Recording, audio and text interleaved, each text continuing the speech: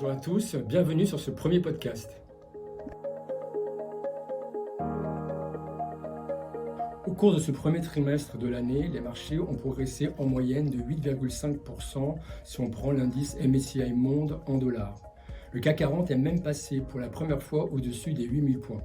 Cette hausse est due à plusieurs facteurs. Des indicateurs économiques plutôt bien résistants, principalement aux États-Unis. Les résultats du dernier trimestre 2023 en ligne, même meilleurs aussi aux États-Unis, et surtout des anticipations de baisse des taux qui ont principalement fait que les marchés ont beaucoup monté.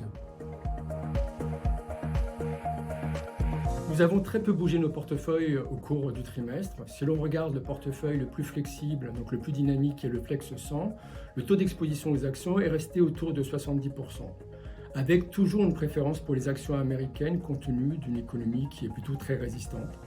Ensuite, les actions européennes, en allant chercher des entreprises très internationales. Puis les actions japonaises, le pays sort de la déflation, la politique monétaire reste accommodante, le yen est au plus bas, ce qui est plutôt bon pour les valeurs exportatrices du pays. Nous avons fait très peu d'opérations au cours du trimestre. Nous avons un peu allégé les actions émergentes compte tenu toujours des interrogations sur l'économie chinoise pour aller plutôt sur les actions américaines. Sur la thématique de l'intelligence artificielle, nous avons pour cela acheté un ETF sur le cloud. Sur la partie obligataire, nous restons positionnés plutôt sur des obligations d'entreprise à duration courte dont les rendements restent toujours très attractifs.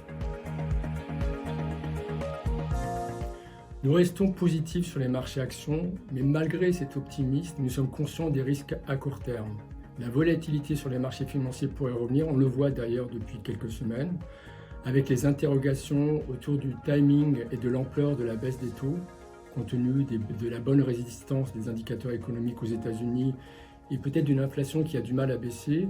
Le prix du pétrole remonte, les tensions géopolitiques, tous ces événements peuvent avoir un impact sur l'inflation. Nous avons également les nouvelles publications du premier trimestre qui seront certainement moins bonnes que le trimestre précédent. L'autre scénario reste celui d'un no landing, c'est-à-dire d'une économie qui continue de croître, d'une inflation qui baisse très progressivement. Nous restons donc plutôt positionnés sur les actions et nous profiterons des baisses des marchés pour renforcer nos positions. Merci pour votre écoute. N'hésitez pas à nous contacter si vous avez des questions sur l'allocation ou sur le positionnement. C'est avec plaisir que mon équipe et moi-même vous répondrons. Je vous souhaite une très belle fin de journée et à bientôt pour un nouveau podcast.